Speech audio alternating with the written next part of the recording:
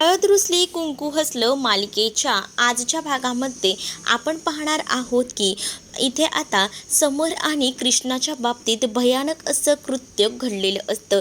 त्यांचे फोटोज जे आहेत ते काढून आता व्हायरल केलेले असतात आणि ह्या गोष्टीबद्दल यांना काहीच माहिती नसतं. पण आता जेव्हा इकडे कृष्णा आणि समर शुद्धीवर येतात ना, तेव्हा त्यांचं डोकं वगैरे जड झालेलं असतं. पण लगेच कृष्णाच्या लक्षात येतं की आपण दोघं इथे आहोत, तर दुष्यंत सरकारांना काही झालं तर नसेल ना, अशी भीती आता कृष्णाच्या मनात आलेली असते. आणि त्यामुळे ना कृष्णाचं मन जे आहे ते खूप जास्त सुधीरबुधीर झालेलं असतं. मग आता ती ठरवते की काही झालं ना तरीसुद्धा ह्यांना बघायला हवं, ह्यांना काय झालं नसेल ना, म्हणून दोघंही जण तिकडनं जातात. तर आता समर आणि कृष्णा दोघंही जण जात असतात ना, तेव्हा समोरूनच ना आता मात्र तिकडनं दुष्यंत येताना दिसतो. जसा दुष्यंत येताना दिसतो ना, तसं आता कृष्णा म्हणत असते, तुम्ही ठीक तर आहात ना, तुम्हाला काही प्रॉब्लेम तर झालेला नाही ना, असं बोलूनच आता ती त्याची चौकशी करत असते. मग तो आता तिला विचारत असतो की मी ओके आहे, पण तुला काही झालेलं नाही ना. मग ती म्हणते की मी आहे ठीक, पण आता माझ्या बाबतीत नेमकं काय झालं आहे ना, खरंच मला माहीत नाही. मग आता त्याच वेळेला गावातली लोकही तिथं आलेली असतात आणि ती म्हणत असतात की हे सगळं करताना लाज वगैरे सगळी सोडून दिली आहेस का गं कृष्णे? आम्हाला वाटलं होतं निदान तू तरी तसली नसशील, पण तूही तसलीच निघालीस. म्हणजेच आमचं गाव जे आहे ते तुझ्यामुळे उज्ज्वल होणार नाही आहे, तर त्या गावाची पूर्णपणे नासाडी होणार आहे. नेमकं काय झालेलं आहे हे काही कृष्णाला कळत नसतं. आता कृष्णासाठी दुष्यंत स्वतःचा हातही कापून घेत असतो. अक्षरशः दुष्यंतच्या हातात ना रक्त येत असतं आणि तो आता म्हणत देखील असतो की माझ्या कृष्णावर पूर्ण विश्वास आहे. तुम्ही लोक जे म्हणताय ना ते पूर्णतः खोटं आहे, असं बोलूनच ना तो आता आवाज चढवू लागतो. कृष्णाला कळत नसतं की हे नेमकं चाललंय तरी काय. म्हणूनच कृष्णा म्हणत असते की दुष्यंत सरकार, तुम्हाला झालंय काय, मला जरा सांगा. माझ्या बाबतीत काय घडलं आहे की गावकरी इतकं सगळं माझ्याबद्दल बोलत आहेत, तुम्हाला माझी शपथ आहे, सांगा मला. मग आता बबण्याचा मोबाईल घेऊनच दुष्यंतला सगळं काही जे घडलं आहे ते कृष्णाला पुराव्यासकट दाखवावंच लागतं. आणि जेव्हा हे सगळं काही कृष्णा बघते ना, तेव्हा मात्र आता कृष्णाला जबरदस्त असा धक्का बसतो. कृष्णा दुष्यंतला म्हणत असते की असं काही बी झालेलं नाही आहे, गावातल्या लोकांमध्ये उगाच आहे ना हे काहीतरी पसरवलं जाते ना. आता दुष्यंतला आपली बाजू पटवून सांगत असते. तर दुष्यंत म्हणत असतो की माझा तुझ्यावर पूर्ण विश्वास आहे, हे सगळं काही तू केलेलं नाही आहेस हेही मला माहिती आहे. पण आता हे गावातली लोक इतकं आक्रमक झालेली असतात ना की त्यांना आता पुढे काही देखील दिसत नसतं.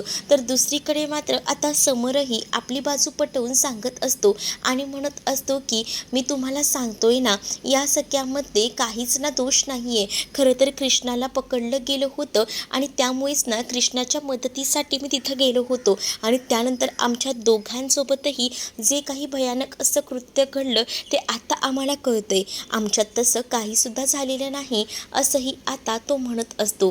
तर दुसरीकडे मात्र आता या सगळ्या गोष्टी सांगितल्यानंतर ना इकडे आता कृष्णा रडत असते. तर दुष्यंत म्हणत असतो की बाकी कोणाचा नाही, पण माझा तुझ्यावर पूर्ण विश्वास आहे.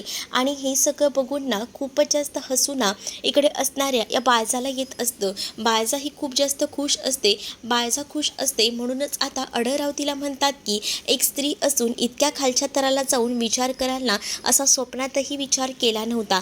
काय म्हणावं असल्या बाईला, खरंच ही असली बाई ना नसल्यापेक्षा बरी आहे. म्हणजे स्वतःच्या सुनेच्याही चारित्र्याचा विचार केला नाही, असं बोलून आता मात्र अढळराव बाळजाला नावं ठेवत असतात. त्यावर बाळजा म्हणत असते, आमच्या समोर जर कोणी नाटकं केली ना तर त्यांच्या बाबतीत ना आम्ही असाच काहीसा गेम करतो. हे तुम्हाला काही आता नवीन कळतंय का?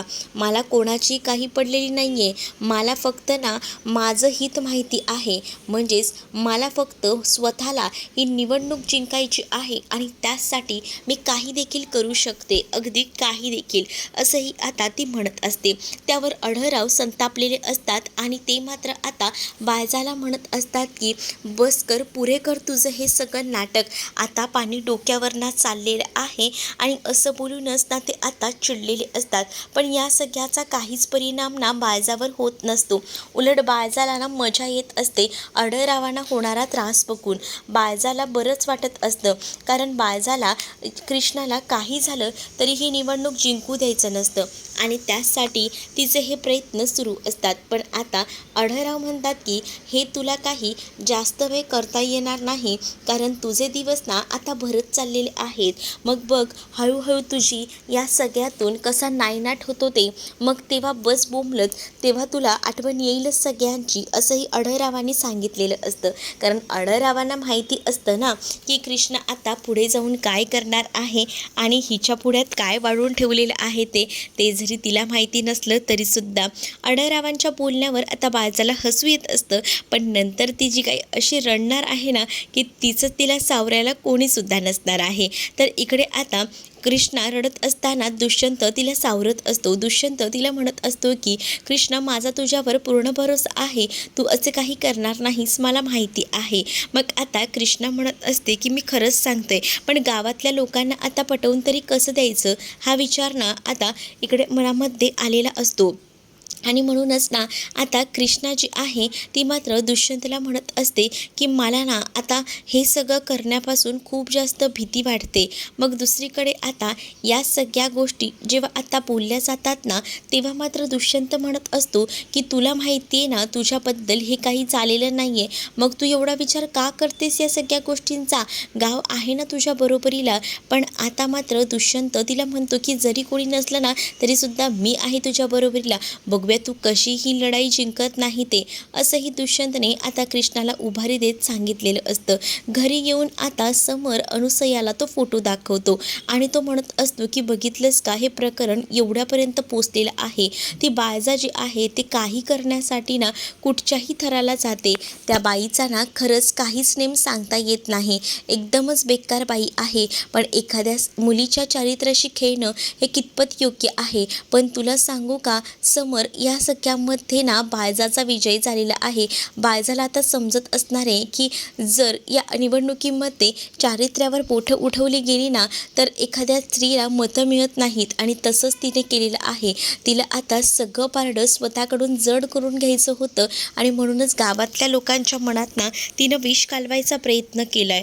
गावातली लोक आता कृष्णाबद्दल काय काय विचार करत असतील, त्या पोरीवर काय बितलं असेल खरंच ना सांगताही येणार नाही, इतकी बेकार अवस्था तिची झाली असणार आहे.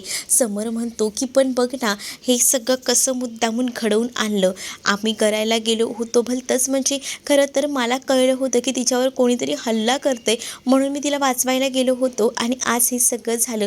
त्या पोरीला काय काय सहन करावं लागतंय, असंही आता बायजा जी आहे ती बोलत असते. बायजाला टेन्शन येत असतं कृष्णाचं, कारण कृष्णा बऱ्या मोठ्या ह्याच्यानेच या निवडणुकीला उभी राहिली होती आणि आता हे सगळं जे काही घडलं आहे त्यामुळे बिचारीला सगळीकडनंच आता लोक नावं ठेवत असतील, असाही विचार ना आता मात्र येत असतो अनुसयाच्या मनामध्ये. दुसरीकडे आता गावकरी पेटून उठलेले असतात आणि ते मोर्चा घेतच इकडे कृष्णाकडे आलेले असतात आणि त्यांना कृष्णाने जे काही केलं आहे ते अगदीच खरं वाटत असतं. कृष्णा त्यांना पटवून द्यायचा प्रयत्न करत असते पण कृष्णाचं ते ऐकून घ्यायला तयार नसतात. कृष्णाला आता वरती लोक नावं ठेवत असतात. आम्हाला आधी वाटलं होतं की गावकऱ्यांना कृष्णासारखीच मुलगी प्रत्येक घरात जन्माला यायला हवी, पण खरंच हा आमचा भ्रम झाला. तुझ्यासारखी मुलगी नाही या घरात काय गावात कोणत्याच जन्माला यायला नको, तू एवढी पापी असशील ना असं वाटलं नव्हतं. आता आम्ही काय म्हणून तुला निवडून द्यायचं, मुळात आहे ना तू त्या पात्रतेचीच नाही आहेस. म्हणजे आम्ही लोकांनी विश्वास ठेवला होता की तू खरंच काहीतरी योग्यतेची असते, पण तू जर हे असंच करत असशील तर तुझ्याकडे बघून गावातल्या आमच्या मुलीसुद्धा असंच करतील, असंही बोलून ना आता सगळीच जण कृष्णाला नावं ठेवत असतात. दुष्यंत त्या सगळ्यापासून कृष्णाला सावरत असतो. तर त्या माणसाने आता ठरवलेलं असतं की कृष्णाचं तोंड काळं करायचं, कृष्णाला पूर्णपणे काळं फासायचं, या गोष्टी त्यांनी फिक्स केलेल्या असतात आणि त्यामुळेच ना दुष्यंत ते सगळ्यांपासून कृष्णाला अडवायचा प्रयत्न करतो, पण ती लोक इतकी संतापलेली असतात ना की ती आता काही देखील ऐकायला तयार नसतात. तर दुसरीकडे आता पाहायला मिळतं, गावकरी म्हणत असतात की ही एवढ्या खालच्या थराची आहे, आम्हाला माहिती नव्हतं. आम्हाला जर माहिती असलं असतं ना तर हिला आम्ही सपोर्टच केला नसता. नाही, हिला आता आम्ही सपोर्ट मुळात करतच नाही. ही आता काय आहे ना एका रात्रीत हिनं दाखवून दिलेलं आहे. असंही आता गावकरी जे आहेत ते कृष्णाबद्दल घाणेरडं बोलत असतात. आणि हे सगळं काही दुष्यंतला कळत नसतं की काय बोलावं, पण त्याला ना या सगळ्या गोष्टी कृष्णाच्या बद्दल बोलल्या जात आहेत हे सहन होत नसतं. तो आता गावकऱ्यांना म्हणत असतो की गप्प बसा सगळ्यांनी. तोपर्यंत कृष्णाला त्या बायकांनी बाजूला घेतलेलं असतं आणि पूर्णपणे तोंडाला काळं फासलेलं असतं. आणि जेव्हा कृष्णाचं तोंड पूर्णपणे काळं केलं जातं ना तेव्हा मात्र आता दुष्यंत पेटून उठतो आणि सगळ्यांना बाजूला करतो. पण कृष्णाचे गाल वगैरे सगळे काही काळे कुट्ट झालेले असतात. मग आता गावकऱ्यांना तिकडनं तो घालवून देत असतो, कारण त्याला माहिती आहे ती लोक तिथे जास्त वेळ राहिली तर अजून काहीतरी होऊ शकतं कृष्णाच्या बाबतीत. आणि म्हणूनच त्याने आता स्टँड घेतलेला असतो. तो जोरात ओरडू लागतो. जसा आता तो जोरात ओरडतो ना तसे आता तिकडनं एक करून सगळीजणं लाभ होतात. मात्र आता कृष्णा रडत असते तर दुष्यंत कृष्णाला शांत करत असतो. दुष्यंत कृष्णाला म्हणत असतो की नको इतका विचार करू या सगळ्यांचा. पण कृष्णा म्हणत असते की आता मला नाही राहायचं या निवडणुकीला उभं. तुम्हाला तर चांगलंच माहिती आहे की गावातले लोक आता सगळीजणं माझ्या विरोधात गेलेत, त्यामुळे आता मला नाही वाटत की मला कोणी निवडून आणून देईल. त्यापेक्षा मी आता माघारच घेते असंही ती आता म्हणू लागते. त्यावर दुष्यंत तिला सावरत असतो आणि असा चुकीचा विचार करायचा नाही, मी आहे ना तुझ्यासोबत. बघूया गावकरी काय उत्तर देतात ते, काय करतायत ते. पण मी तुला असं एकटीला सोडणार नाही, तुला अंतर देणार नाही असं देखील आता दुष्यंतने कृष्णाला सांगितलेलं असतं. दुष्यंतने एक नवरा म्हणून कृष्णाला चांगलाच भरोसा दिलेला असतो आणि कृष्णाला सुद्धा हेच हवं असतं. आणि त्यामुळे कृष्णा जरा जास्त सुखकर झालेली असते, तिला बरं वाटत असतं. दुष्यंतला आता ती म्हणत असते की तुम्हाला अजूनही असंच वाटतं का की हे गावकरी मला सपोर्ट करतील असं. दुष्यंत म्हणत असतो की तू खरी आहेस, तू काहीच खोटं केलेलं नाही आहेस, त्यामुळे गावकरी कसा काय विचार करतील बघूया आपण. उद्या निवडणुकीला जे काही होईल ते बघण्यात येईल असाही आता विचार केला जात असतो. दुसरीकडे आता निवडणुकीचा कार्यक्रम रंगलेला असतो, कारण आज मतदान असतं. मतदानासाठी बाळजासुद्धा स्वतः तिथं हजर असते आणि त्याच वेळेला बाळजा खूप जास्त खुश असते, कारण तिला असं वाटत असतं की काल जे काही प्रकरण झालं आहे त्यामुळे आता सगळे गावकरी माझ्याच पाठीशी उभे असणार आहेत असाच विचार ना तिच्या डोक्यामध्ये येत असतो. आणि त्याच वेळेला आता बाळजाला जयकांत आणि दलपतचा सुद्धा एकदम पूर्णपणे पाठिंबा असतो. तोपर्यंत इकडनं दुष्यंत आणि कृष्णासुद्धा त्या कार्यालयातून बाहेर येताना दिसतात. मग आता बाळजा जेव्हा त्यांना बघते तेव्हा त्यांना बोलत असते की आम्हाला असं वाटलं होतं निदान इथे तर तुम्हाला आता तोंड दाखवायचं सुद्धा लक्षात नसेल, पण आता तर तुम्ही घराबाहेर पडून चांगलीच तोंड दाखवत फिरताय असं आता बाळजा कृष्णाला म्हणत असते.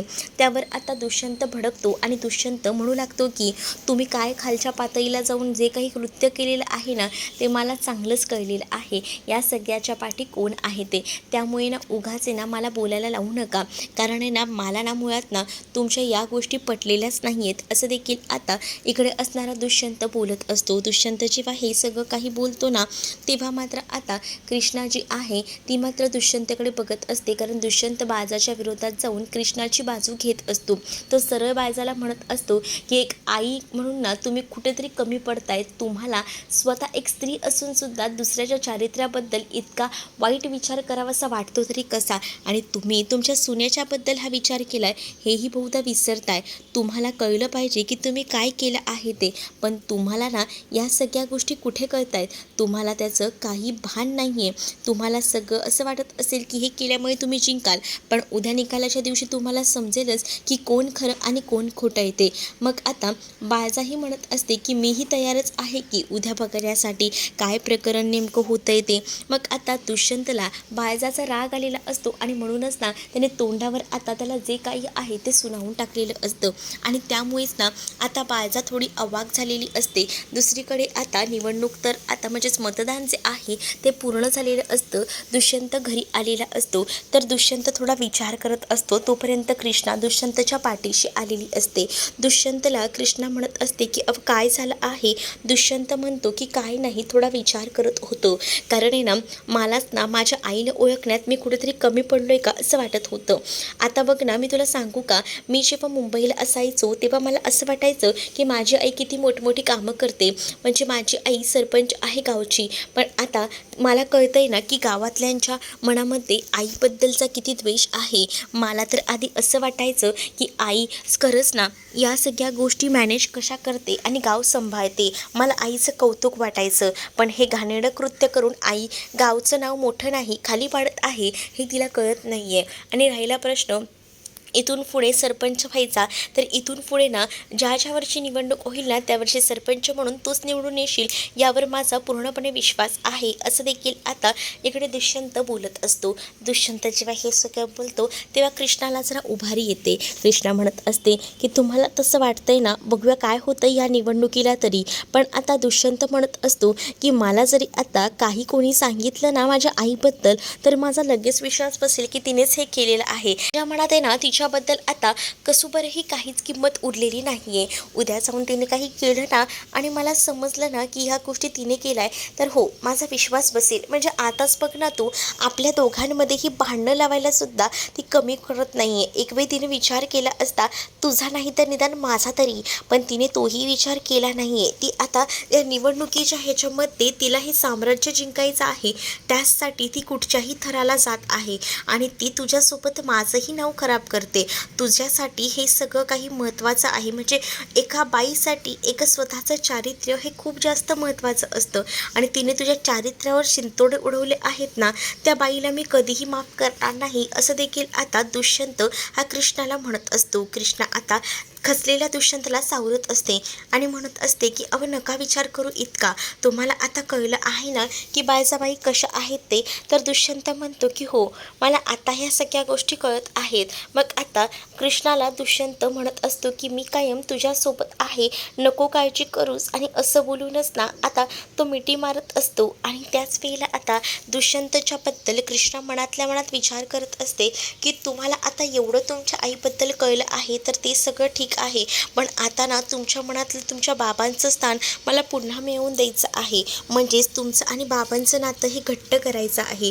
त्या दिवशी तुम्ही बाबांना जे जे काही बोललात त्या बाईला सुद्धा बोललात, त्या बाईला तिचा अधिकार मिळवून देताना मला पाहायचं आहे तुम्हाला. कारण तिला आता कळून चुकलेलं असतं की बाळजाबद्दल आता ह्याच्या मनात जराही काहीच राहिलेलं नाही आहे आणि त्यामुळेच ना तिला असं वाटत असतं की निदान अढळराव आणि ह्याचं नातं तरी चांगलं सुधारावं. आणि त्याचसोबत अनुसया जी त्याच्यासोबत त्या दिवशी फिरत होती, तिला आता नावं ठेवलेली होती दुष्यंतने, तीही नेमकी कोण आहे ही गोष्ट लवकरात लवकर ह्यांना कळायला हवी आणि ह्यांनीच त्या अनुसयाला न्याय मिळवून द्यायला हवा, असंच आता इकडे असणाऱ्या कृष्णाला वाटत असतं. आणि कृष्णा त्या सगळ्याचाच विचार करत असते. दुसरीकडे मात्र आता कृष्णाने दुष्यंतला मिठी मारलेली असते आणि तेव्हा तिच्या डोक्यात हे विचार सुरू असतात. पुढील भागामध्ये पाहायला मिळतं आता मतदान मोजणी सुरू असते. पहिल्यांदा आघाडीवर ना ही बाळजा असते, त्यामुळे बाळजाला कॉन्फिडन्स असतो की बाळजा आता जिंकणार आहे. पण लास्टच्या क्षणाला एकच घोषणा होते की कृष्णा दुष्यंत रांगडे पाटील 200 मतांनी विजयी झाले आहेत. आणि ही गोष्ट जेव्हा आता समजते ना तेव्हा मात्र आता सगळीजण जयघोष कृष्णाच्या नावाचा करू लागतात. आणि त्याच वेळेला आता कृष्णा लगेच दुष्यंतला घट्ट मिठी मारते आणि त्यावेळेला आता बाळजाला ती म्हणत असते की बघितलं का, गुलाल हा आपल्याच घरात आला, पण त्यामध्ये आता खूप फरक असणार आहे. बघा आता मी कसं कसं राज्य निर्माण करते ते, असं देखील डायरेक्टली कृष्णाला धमकावूनच इथे बाळजाला सांगितलेलं असतं. तर तुम्हाला हा भाग कसा वाटलाय कमेंटमध्ये मला नक्कीच सांगा आणि अशाच नवनवीन भागांसाठी आपल्या चॅनलला सबस्क्राईब करायला विसरू नका. चला तर मग भेटूया पुढच्या भागात. तोपर्यंत टाटा बाय.